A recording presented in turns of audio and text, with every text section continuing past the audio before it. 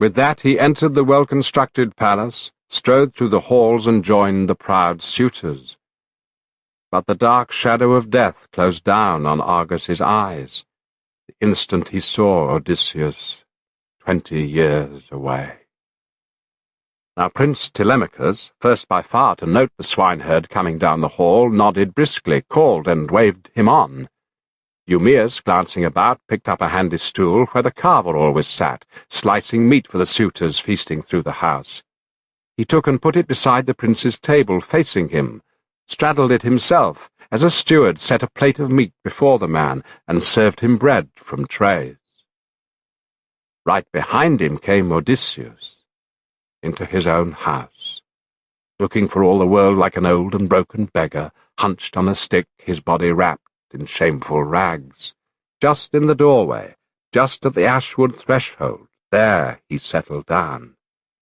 Leaning against the cypress post, a master joiner planed smooth and hung with a plumb line years ago. Telemachus motioned the swineherd over now, and choosing a whole loaf from a fine wicker tray, and as much meat as his outstretched hands could hold, he said, "Now take these to the stranger. Tell him, too, to make the rounds of the suitors, beg from one and all.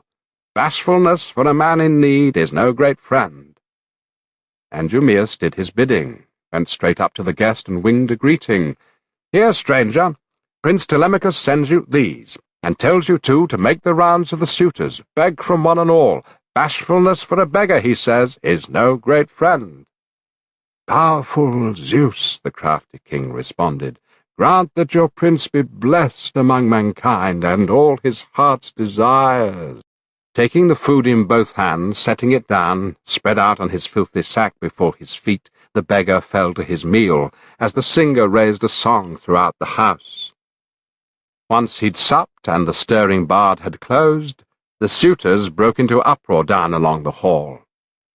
And now Athena came to the side of Laertes' royal son, and urged him, "Go now, gather crusts from all the suitors, test them, so we can tell the innocent from the guilty." But not even so would Athena save one man from death. Still off he went, begging from each in turn, circling left to right, reaching out his hand like a beggar from the day that he was born. They pitied him, gave him scraps, were puzzled too, asking each other, "Who is this? Where is he from?" till the goatherds Melanthius shouted out in their midst, "Listen to me, you lords who court our noble queen. I'll tell you about the stranger. I've seen him before. I know for a fact the swineherd led him in, though I have no idea who the fellow is or where he thinks he comes from." At that Antinous wheeled on Eumaeus, lashing out at him, "Your Highness, swineherd, why drag this to town? Haven't we got our share of vagabonds to deal with, disgusting beggars who lick the feasters' plates? Isn't it quite enough, these swarming crowds consuming your master's bounty? Must you invite this rascal in the bargain?" "Antinous, high-born as you are," you told the man, Eumaeus, "that was a mean, low speech. Now who'd go out, who on his own hook, not I, and ask a stranger in from nowhere, unless he had some skills to serve the house, a prophet, a healer who cures disease, a worker in wood, or even a god-inspired bard whose singing warms the heart? They're the ones asked in around the world. A beggar? Who would invite a beggar to bleed his household white? You of all the suitors are always roughest on the servants of our king, on me most of all. Not that I care, no, so long as his queen, his wise queen, is still alive in the palace. Prince Telemachus, too." "Stop, Eumaeus," poised Telemachus broke in quickly now. "Don't waste so much breath on Antinous here. It's just his habit to bait a man with abuse, and spur the rest as well." He wheeled on the suitor, letting loose. "How kind you are to me, Antinous, kind as a father to his son, encouraging me to send this stranger packing from my house with a harsh command. I'd never do it. God forbid. Take and give to the beggar. I don't grudge it. I'd even urge you on. No scruples now. Never fear your gifts will upset my mother or any servant in King Odysseus's royal house. But no such qualm could enter that head of yours, bent on feeding your own face, not feeding strangers." Antinous countered the young prince in kind, So high and mighty Telemachus, such unbridled rage. If all the suitors gave him the sort of gift I'll give, the house would be rid of him for 3 whole months. With that, from under his table he seized the stool that propped his smooth feet as he revelled on, just lifting it into view. But as for the rest, all gave to the beggar, filled his sack with handouts, bread and meat, and Odysseus seemed at the point of getting back to his door-sill, done with testing suitors, home free himself, when he stopped beside Antinous, begging face to face, "Give me a morsel, friend. You're hardly the worst Achaean here, it seems. The noblest one, in fact. You look like a king to me. So you should give a bigger crust than the rest, and I will sing your praises all across the earth. I too once lived in a lofty house that men admired, rolling in wealth. I'd often give to a vagabond like myself, whoever he was, whatever need had brought him to my door. And crowds of servants I had, and lots of all it takes to live the life of ease. But Zeus ruined it all, God's will, no doubt, when he shipped me off with a roving band of pirates bound for Egypt, a long, hard sail to wreck my life.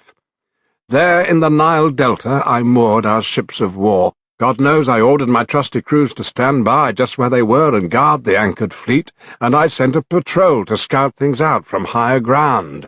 But swept away by their own reckless fury, the crew went berserk.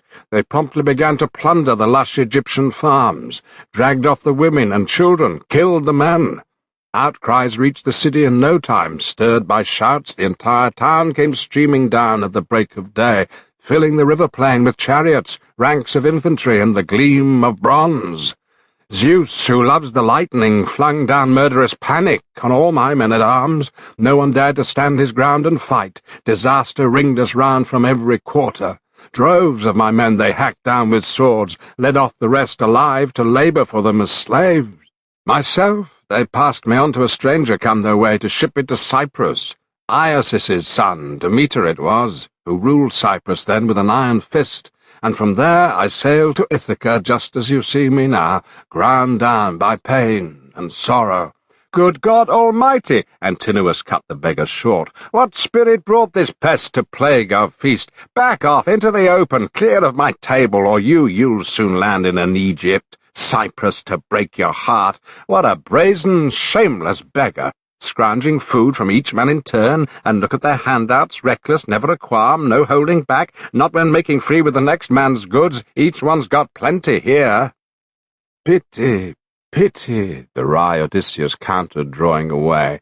No sense in your head to match your handsome looks.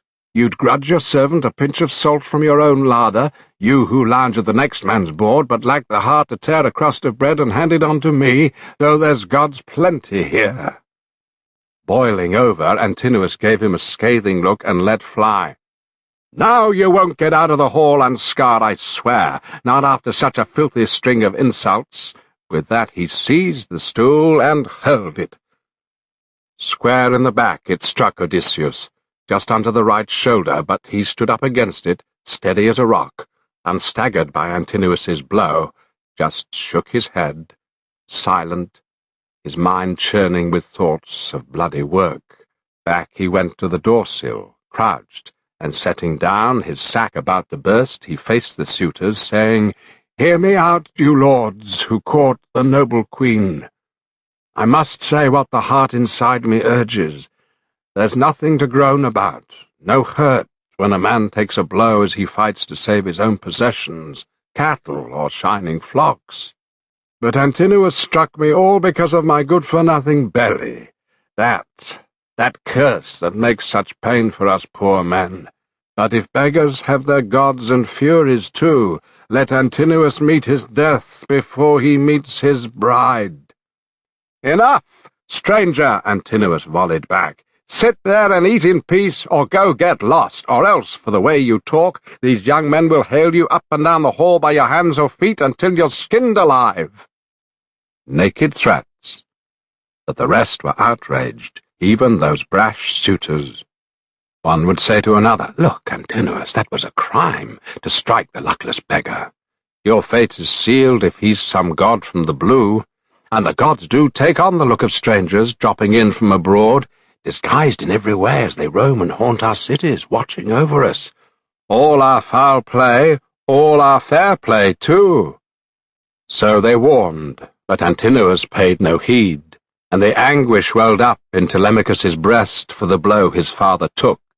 Yet he let no tears go rolling down his face, just shook his head, silent, his mind churning with thoughts of bloody work.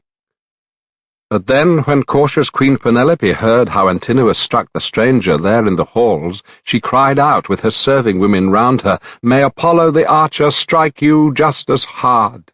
And her housekeeper Eurynome added quickly, "If only our prayers were granted, then not one of the lot would live to see dawn climb her throne tomorrow."